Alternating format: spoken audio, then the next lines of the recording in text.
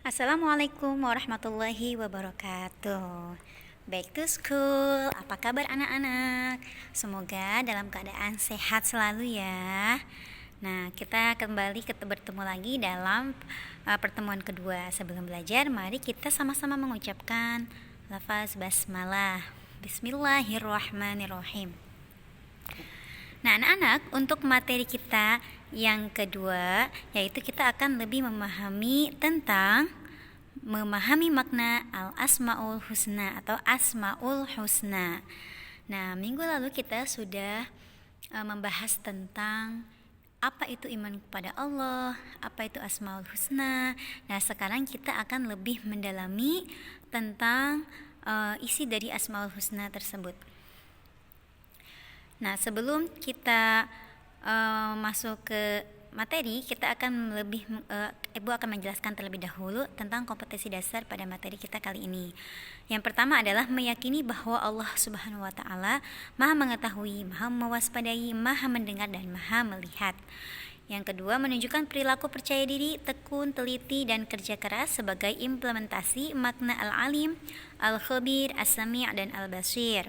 Selanjutnya, memahami makna al-asmaul husna tentang al-alim, al-khabir, as-sami' dan al-basir. Yang terakhir, menyajikan contoh perilaku yang mencerminkan orang yang meneladani asmaul husna, al-alim, al-khabir, as-sami' dan al-basir.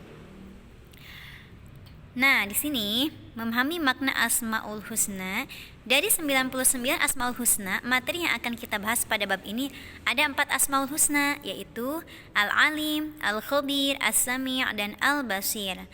Nama-nama lain Allah yang baik lagi indah dan mewakili sifat-sifat maha sempurnanya. Adapun pengertian al-alim, as-sami', al-basir dan al-khabir, as-sami' dan al-basir adalah sebagai berikut. Nah, yang pertama yaitu al-alim. Apa itu al-alim? Al-alim artinya bahwa Allah Subhanahu wa taala Maha mengetahui segala sesuatu, baik yang nampak atau nyata maupun yang gaib. Sifat maha mengetahui ini tidak terbatas layaknya manusia. Pengetahuan manusia itu terbatas. Memang manusia itu pintar karena Allah telah memberikan akal kepada manusia, tapi tetap saja tidak ada yang bisa menandingi pengetahuannya kecuali Allah Subhanahu wa taala. Karena pengetahuan manusia ini sangat-sangat terbatas. Nah, dalil yang berkaitan dengan sifat al-alim di sini yaitu ada pada Quran surat Thaha ayat 7. Bismillahirrahmanirrahim. Wa in tajhar bil qawli fa innahu ya'lamus sirra wa akhfa. Artinya, dan jika kamu mengeraskan ucapanmu, maka sesungguhnya Dia atau Allah mengetahui rahasia yang tersembunyi. Nah, ini kita kalau misalnya kita mengeraskan ucapan, Allah itu Maha mengetahui.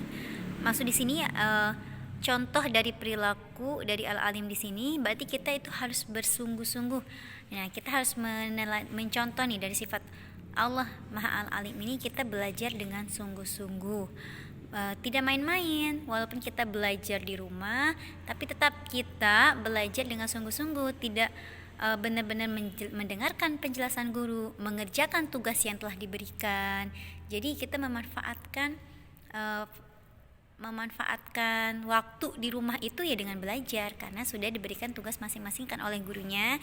Jadi kita di situ belajar, jangan dipakai untuk main-main. Orang tuanya sudah memberikan kuota untuk kalian untuk dipakai belajar. Nah, di sini dari sifat al-alim yang perlu kita contoh perilaku dari sifat al-alim ini, kita belajar dengan sungguh-sungguh.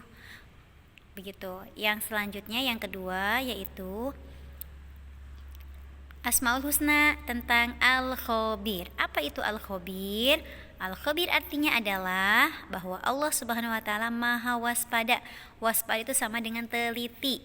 Dalam arti Allah Subhanahu wa taala mengetahui semua, bahkan perkara yang sangat kecil dan yang tersembunyi, sekalipun diketahui oleh Allah Subhanahu wa taala dengan baik, sebab tidak ada yang terjadi di semesta tanpa seizin Allah. Sangat teliti sekali Allah Subhanahu wa taala membuat alam semesta ini dengan sangat teliti, dengan sangat waspada. baik dari hewan, tumbuhan, manusia itu dengan sangat teliti. Kita pun diciptakan oleh Allah Subhanahu wa taala dengan sangat teliti, yaitu kita diberikan anggota tubuh yang sangat sempurna.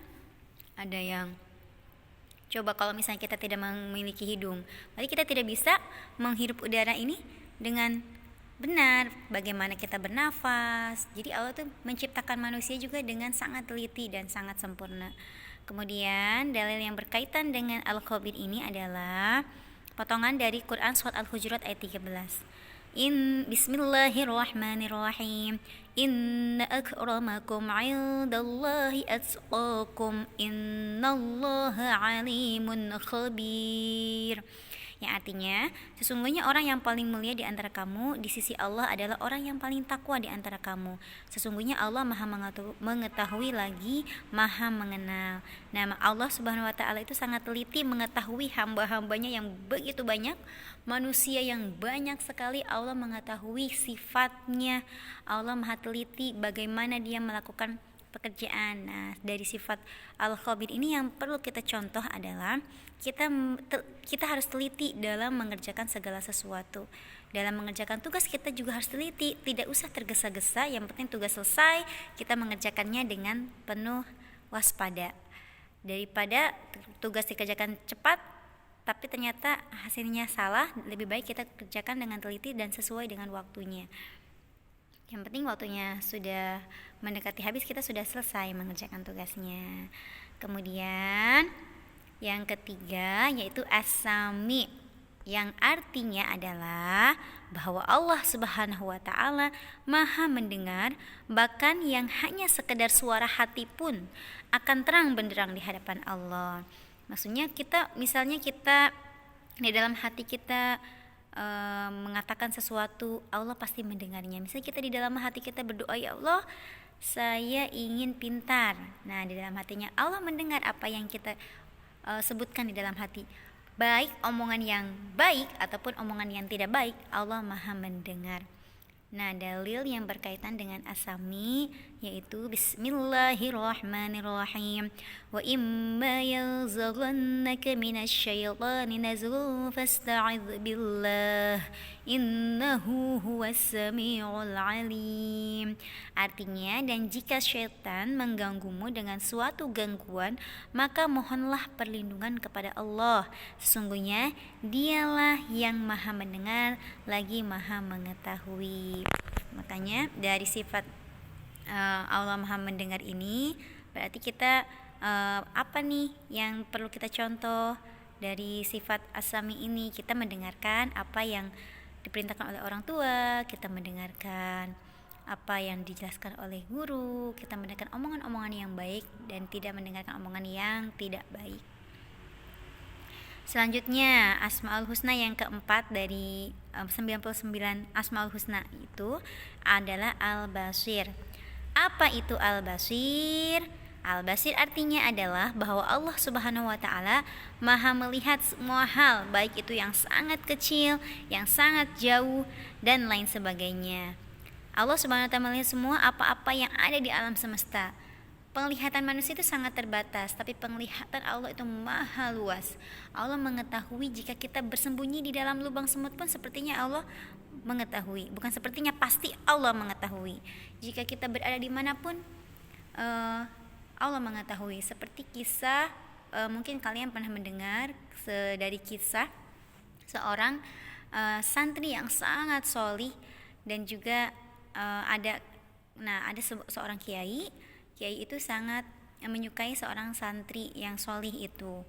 Kemudian ada beberapa santri yang tidak suka, kok sepertinya pak kiainya itu sangat menyukai santri yang itu. Yang satu lagi yang misalnya dikatakan si A itu dekat dengan pak kiainya. Kemudian pak kiai memberikan ujian kepada